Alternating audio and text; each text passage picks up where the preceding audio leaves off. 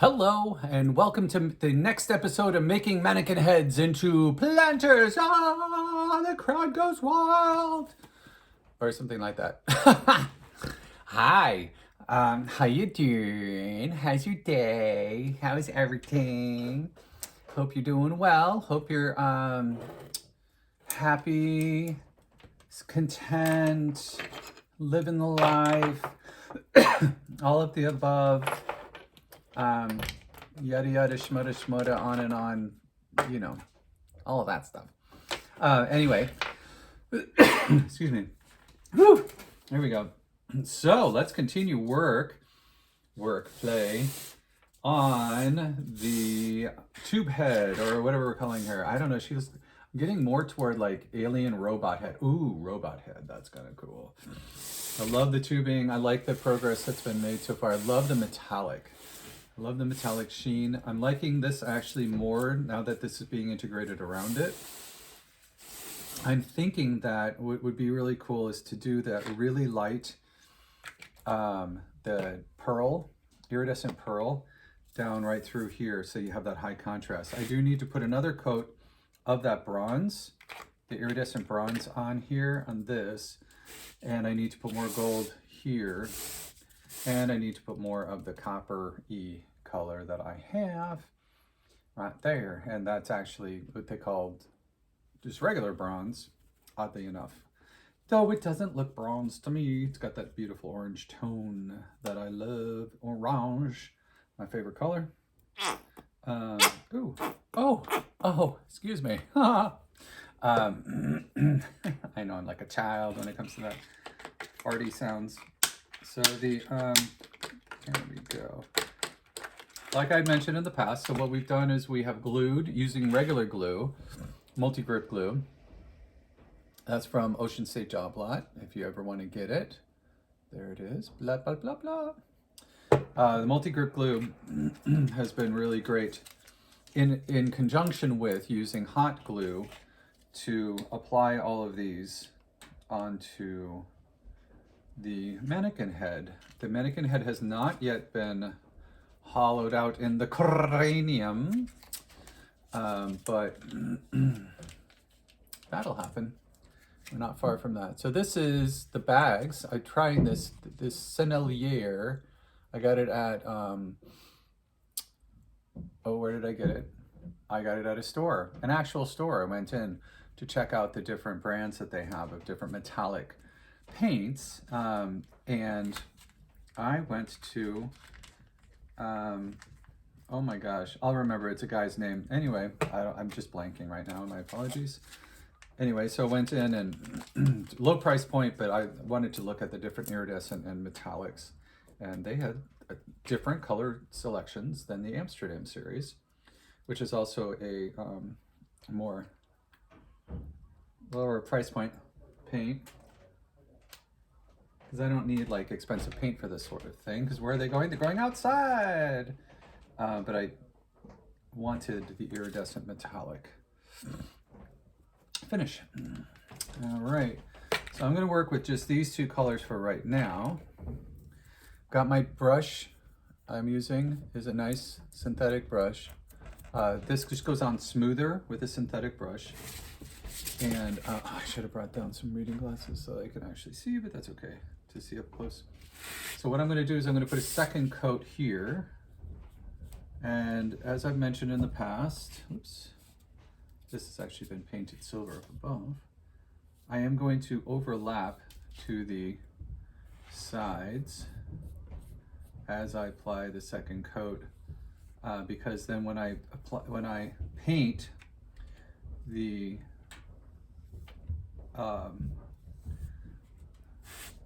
stripes or whatever they are, they're not tubes because they're not hollow, so I don't even know what to call them.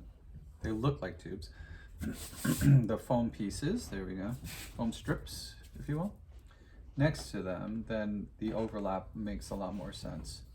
And you don't get these gaps in between them of the underlying color showing through, which is that gray that has a little bit of sheen to it. I was debating on leaving the gray in places, since it does have a sheen, but I've decided not to. So that coverage of this metallic is so nice on the second coat. It is a lighter consistency paint, so I gotta be careful in here because I already have paint on the other pieces. I will go back over that orangey bronze. And this is a dark bronze. Jerry's Artorama, there it is. So I was at Jerry's is where I got these paint. Jerry's Artorama, Jerry''S.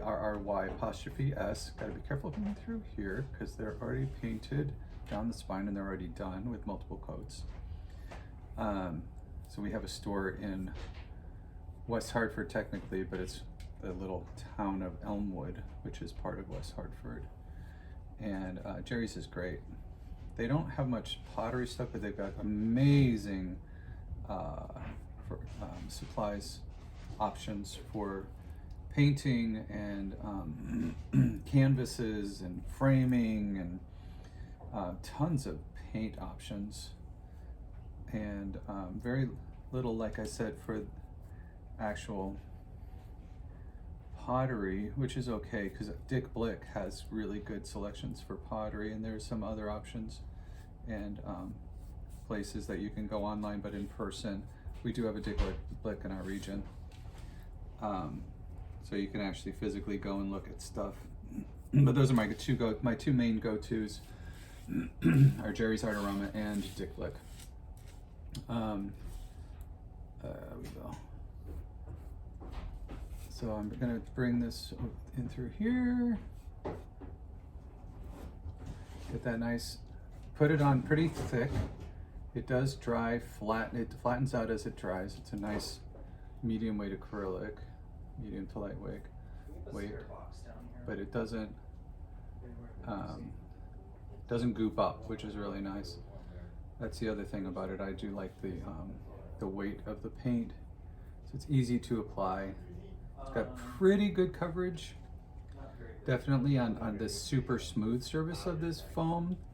I have to always put a second coat just so that it gets a nice solid. Otherwise, it's not as consistent as I prefer. What do you need, babe? Do you need this box? We will for pottery. We'll need it back if possible. No. No, never mind. Just if you need it, then just take it. It's gonna go away. Oh, that's fine. Like you'll never see it again. Yeah, that's fine. We'll find another one. This is the last box in the universe. In the universe, I know. Well, at this time of year, Yeah. it kind of is. Yeah. Because we're out using them all, right? Amazon boxes. Yeah, we'll have enough of those, I'm sure, soon enough. So we're right before, it is December, like 16th, 17th, I think, today. So all the boxes are being used for gifts. So it's like, so much of the time you're like, I don't need all these stupid boxes. And Amazon boxes are really good for wrapping giftsies. So now we're like, oh my gosh, we don't have very many boxes left. The irony is not wasted on me. There we go. Oh, so I gotta make sure that this is consistent. That's an extra piece, I think, in there. Oh no, this is the little nub. I did not paint on this side. Make sure it matches. I want it to be consistent. Even if it is outside, I still want it to be consistent. There we go. So, here we go. The silver, like I said, that's got its final coats on. These side pieces on both sides of this are not ones I need to worry about. But that I do want to overlap onto so that I don't have that gap. Here we go. But I am going to take the gold that I got, which is this light gold, the Amsterdam light gold. I'm going to do another coat of that. I will do another coat of what I think is copper, but they call the deco art calls, I think it's deco art. No, it's folk art, sorry. For some reason it's a bronze. I've never seen that orange of a bronze before, but it's a beautiful color. So I will definitely use that there and do a second coat. And while these are drying, I can work in multiple areas, which is as long as anything I'm going next to does not have thick paint on it, because I don't want to fight with the different paints mixing on here.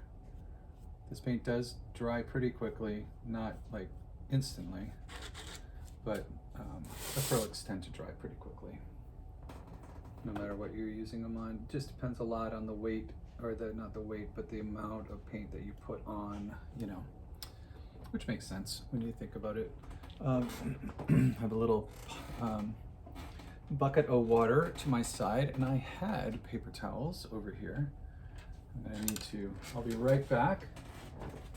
Don't go away. Oh, never mind, I'm not going anywhere. That's where my paper towels went. Clean off my thinners. And I'm gonna clean this brush, because I'm gonna use it with the iridescent ivory. Clean my brush real nicely. Now, when I clean my brush, I don't jam it down, right? We've talked about this before, but if you've not seen those episodes, how do you clean your brush? And the bottom of something, you don't ever jam it down, because it's going to destroy the bristles. So as you clean, you can wipe it back and forth, works great, or just wipe it in one direction, or if you've got enough water, just swirl it in the water. But word to the wise, do not jam it down, because you will run through brushes very quickly, and brushes can be very expensive, even if they're simple brushes that you get in kits. They add up price-wise very quickly. So I'm gonna add some of this light gold, because that was a lot of light gold. Ooh, that really came out. And I'm gonna do my light gold here. I'm also gonna add it up above later, but let's do this. Get these second coats on nice and heavy, so we've got really good coverage. So it looks more, not only more solid, but more like just the look I'm going for, which is that it's metal, to make them actually look like metal. Want to fool the eye into what our vision is. My vision is that these are all like metal rods or whatever. So the debate that I've had throughout doing this one is, do I do a whole area in one color and then use sort of like an antiquing wash? So there's three different options. Do what I'm doing right now, which is to do multiple colors with the contrasting colors next to one another to bring out the texture, or the different lines, right? And the texture of the tubing. That's one option. Another option is that I could go through, do all of the tubes the same color in each area, right? And then take a wet brush of black or the dark bronze, this color bronze that I just put on, and once the color is actually dry throughout the whole thing, then add that into the crevices, wiping off any excess, which will make that texture, any kind of texture, really stand out. It's a like weathering process, weathering technique. That's commonly used in sets and things like that. That's where I learned it, was set construction and set painting for theater. Just saw the little piece that I had never painted right here. Missed a couple places. So that's the second option. And then the third option is to do everything in the dark bronze and come back around with the actual lighter colors with dry brushing. Now, dry brushing will pick up the highlights. So if everything's very dark, like I could spray paint the whole thing black, which I don't want to use spray paint on this foam, because we found out that if there's any flexing of it, or it doesn't weather well when you do spray paint on this foam. It flakes off.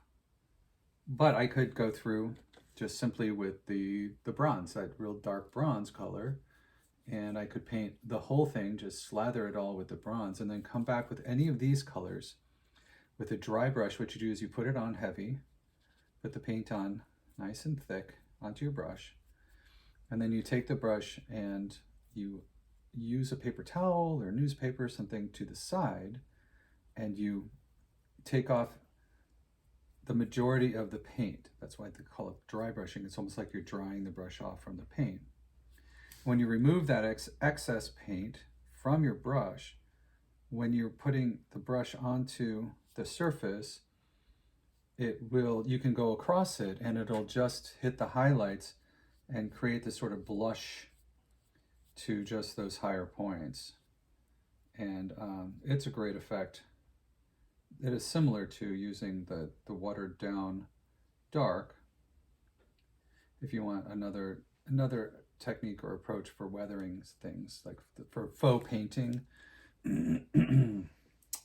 So for quite a number of years, there were these big, it was all the rage to faux antique stuff, and that's where I learned to do it, as well as, you know, for theater, obviously. But faux painting it's kind of funny, it was very popular for a while. People did it on their walls, on their trim, and some people were really, really good at it. Like, holy shit, it looked really old. But if you're doing, like, I also love to do stuff for Halloween.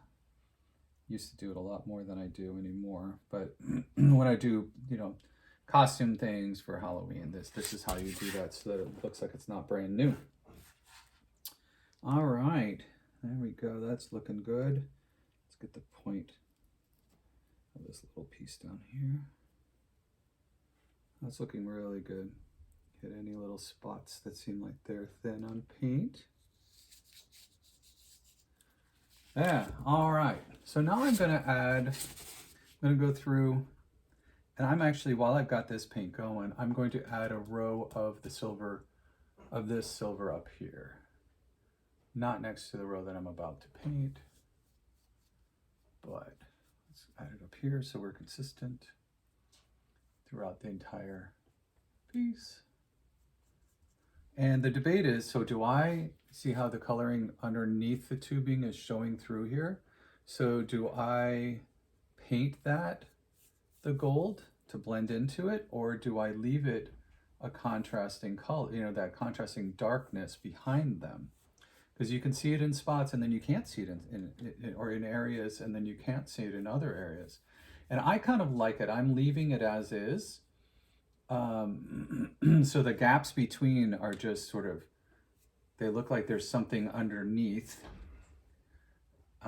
which there is, obviously, holding everything together. It's like the basic structure, and that these are tubes or whatever that are on top of it, or wires, or, you know, stuff like that. So that is a conscious choice that I'm making, is to leave them the way that they are done there. Now, while you're working with a piece like this that is 360 degrees, right? You got to be careful when painting on how you hold it. I know it sounds obvious, but trust me, you got to think before you grab onto it. Not only because it can be fragile, and the foam pieces can come right off, especially like these front foam pieces. You spend all that time gluing them on, then you don't want to just be pulling them off, breaking them off. I mean, it will happen. It's not that big of a deal because you can always glue them back on. You have the power, but you don't want to be at, maybe, you know, if you can avoid it, you really kind of want to not make extra work for yourself. And, oh, on this side, oh, how funny. So the copper one that I did on that side is not the same as the copper one I did on this side. Well, we're gonna have to remedy that. So I do want them to pretty much match. Yeah, so just be careful how you grab your piece. It can be very inconvenient to try to figure out like how to arrange it so you can get access to it and apply everything well. And so if you take a minute to look at the different ways that I've also been holding my brush. So sometimes I am holding it with my pinky against the actual surface of the piece I'm working on. When I'm doing fine work, I tend to do that to stabilize my hand, to support it. I get better lines that way. I'll be more accurate. Oh, that's wise, because this one, oh, how funny, they don't match up in the back. Oh, wild. That is completely wild. Oh, that's just crazy the way I did that. Wraps around, but, oh, I know why. Because I went all the way around. I started somewhere. I started here, went all the way around, and kept wrapping the piece. Oh, how funny. Well, it makes it so that it does definitely wraps weird. So the way you hold your brush is completely like up to you, obviously, because you're in control of your life. But you do want to make sure that you play with different ways. Don't assume that there's just one way to do it and that you're being forced to do it. I've always experimented with what's comfortable for me for holding my brush, and sort of gone with that and let it flow between approaches or use of your brush, so that it's not only convenient, but it's comfortable, and where you need extra support to be doing nice detail, then support it as needed. There are some schools of thought from back ages ago when I took some classes for painting, which I loved. But what I found interesting was that the instructor, at least in these classes, was very much, this is how you hold your brush. It's like the teacher was like, this way or the highway type of thing. It was really kind of weird. It's one of the teachers that I had. And it was a great class. But it was just weird because it's like, well, you always want to hold, it was like an old school thing. You must hold your brush at the end of the brush, no matter how long the brush is. And then you have to train your hand to be able to, and this was actually oiled. Train your hand to do the brush strokes in a certain way, so you never touch the canvas, which I get with oil because you don't want to be mushing up your hand. Never touch the canvas, never have to touch the canvas, never get close in. This is not a pen. Hold it at the very end, so you have 2 inches at the end, and your strokes have to be precise and calculated. And needless to say, this class I was just like, oh my God, I'm dying. So I made myself try it as okay, Patrick, we'll see if this works for you. With the mindset of, yeah, if this doesn't work for me, I ain't doing it, because I'm not a professional artist. I wasn't going to be. I was taking it for the fun of it. But it's just so funny that the teacher was like, this is the only approach that you're allowed. This is how you're supposed to do it. This is the only correct way, I guess, is really the mindset that this teacher was in. I was like, wow, who is your art teacher? Because they were kind of a bummer.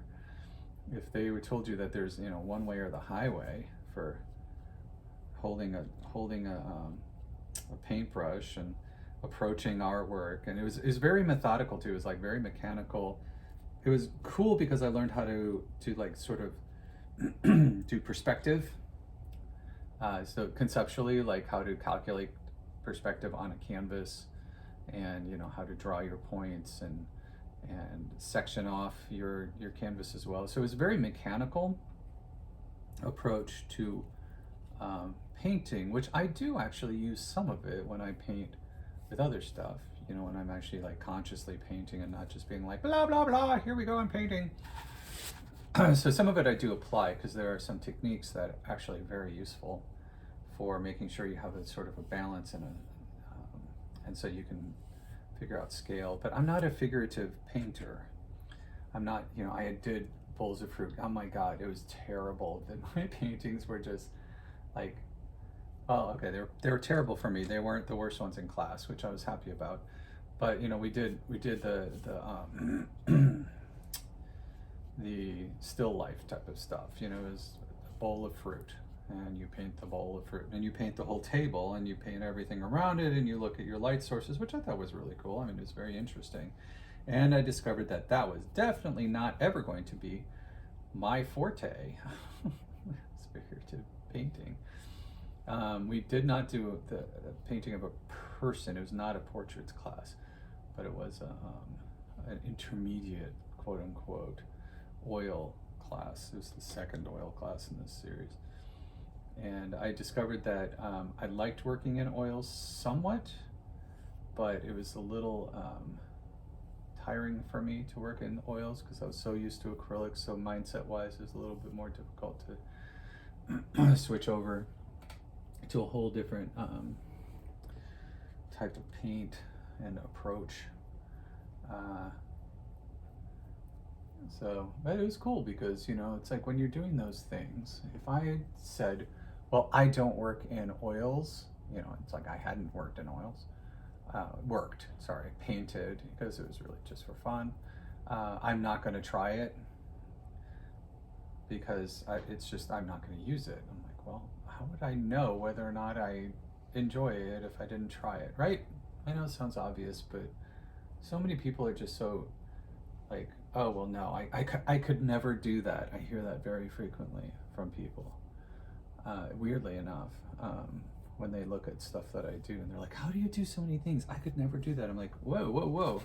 Who told you that you could never do this? I mean, what are you basing this on, that you could never do this? And since you told yourself you could never do it, then I think maybe you are, you know, it's really selling yourself short for the opportunity to try. Have you tried to do it? If you've attempted it and you suck at it and you didn't enjoy it, then yeah, maybe you can say that. But if you tried it and you sucked at it but you enjoyed it, then you should do it. Because the more you do it, the better you get at it. I hear people with music that like that all the time. Oh no, I can't sing. I'm like, well, okay, well, first of all, you've never studied with me if you think you can't sing. Everybody can learn to sing. Not everybody can learn to be an opera singer by any means, but anybody can learn to carry a tune. No matter how tone deaf you are, I can teach you how to hear music and reproduce sound. It may not be accurate all the time, but it's an awareness, and it's a physical thing that if you just tell yourself you cannot do it, you will not be able to do it, because you're not going to give yourself the room, the space, the time to learn how to do it. My whole thing is, from my experience in music and teaching voice, is that there are people who were born singing, like in the womb. Like, I'm one of those people. I came out and I was just organically able to sing. And it wasn't the fact that, you know, my mom sang all the time and beautiful voice, and everybody else is, you know, very musical in my family. That's not what it was. That's why I can sing as well as I sing, is because it was nurtured.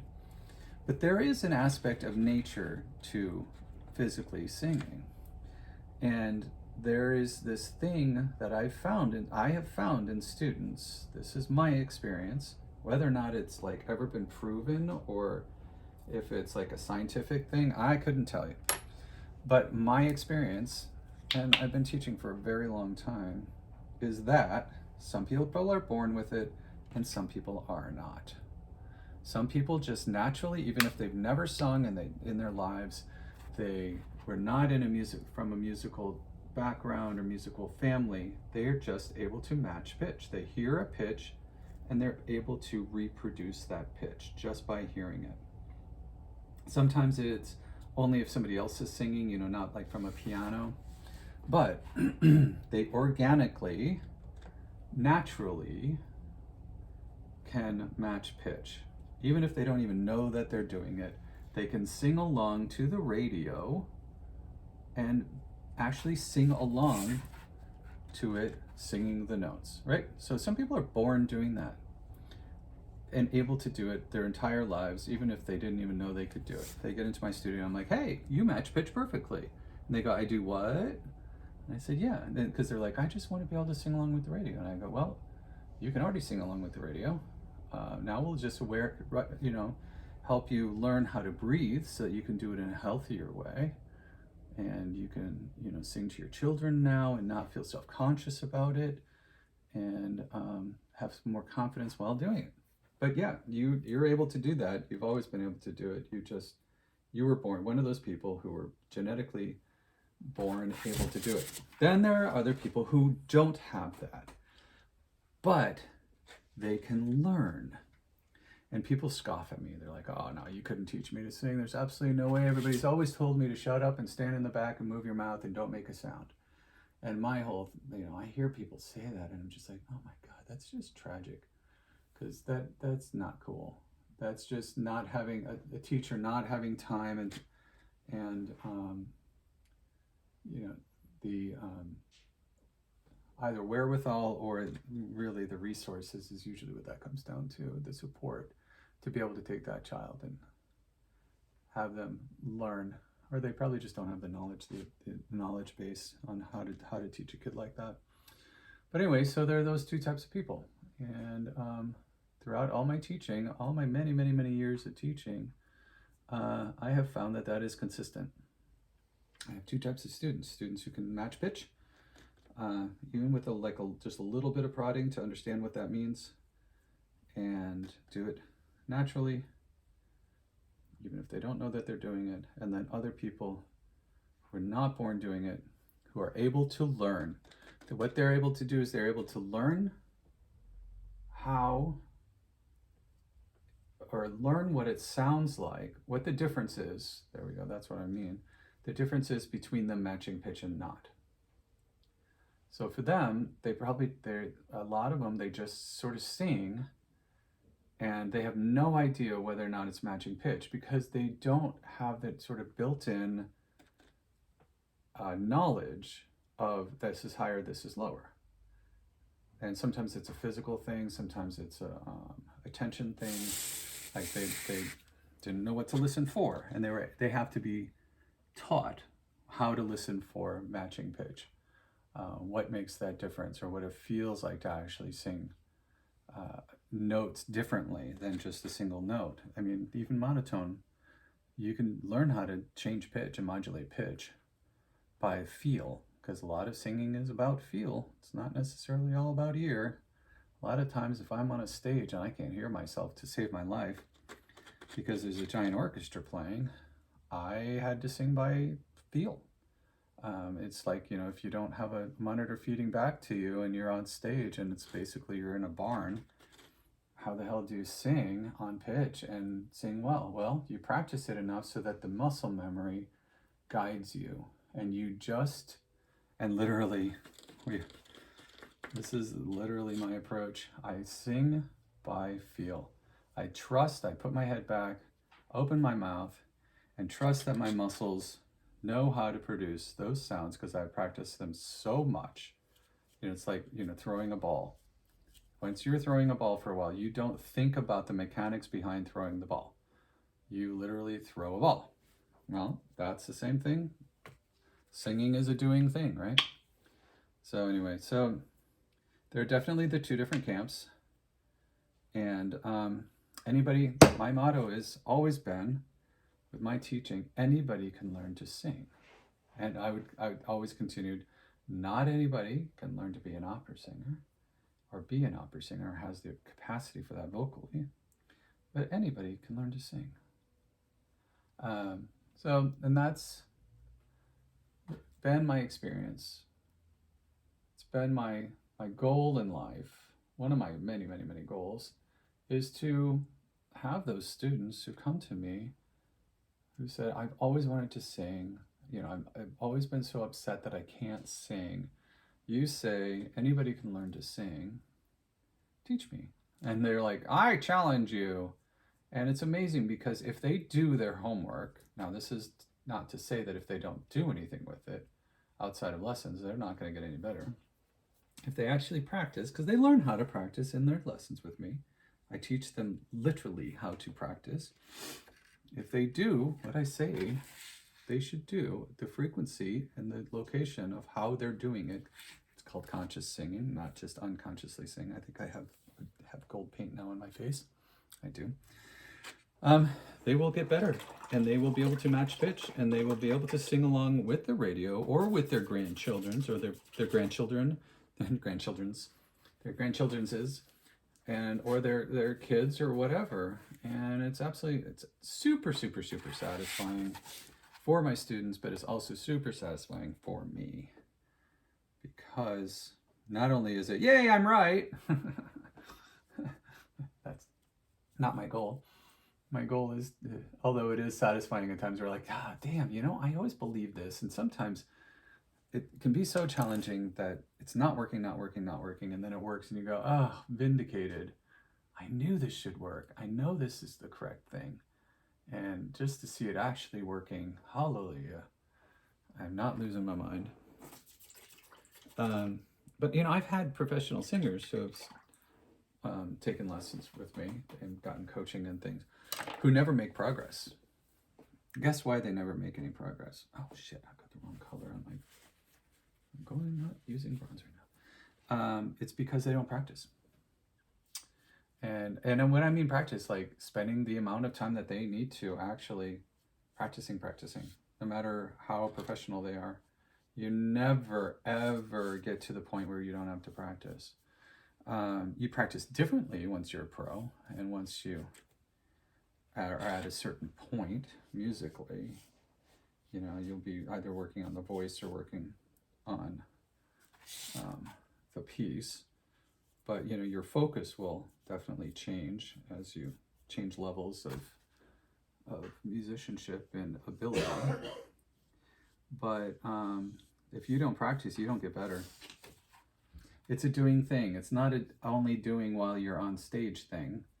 It's a doing thing in, it's like when you're doing any, it's literally, it is the same as if you're doing a sport. If you don't go to swim practice and build up your musculature and the coordination and the timing and learn the mechanics of it and do all of that, you're never going to get better, right? There's no expectation that you're going to. It doesn't happen magically. I always find it interesting when students come to me and they don't actually practice unless they're in their lessons. And that's not practice, that's called application. No matter what I say, I give them like the easy way out. It's like, dude, just practice 10 minutes a day, every single day while you're doing dishes. Standing in front of the sink, do dishes and sing. Or do it while you're driving to work. You have a 10 or 15 minute drive to work or 20 minute drive to work. You're by yourself in the car. You can get good posture in your seat. And you can actually practice really well. So if you don't practice, you don't get better. All right, so now I'm at a point where I'm going to pause because we're a little bit over in time because this just keeps on going. So I wish you have a wonderful day, and I appreciate you following along with me. The next episode will be right up, and we'll continue painting on here and working our way through it. And before you know it, it's going to be done. It's the last one. All right, I hope you have a wonderful day. Take care of yourself, take care of other people, put more love out in the world, give yourself lots and lots of space to make mistakes and learn from them, and give other people that room too. That's my biggest challenge, and I'm working on it, sometimes successfully, often not successfully, but I'm still working on it. So allow people to be who they are and kind of let them be like, that's you, that ain't me. All right, have a great day. Bye.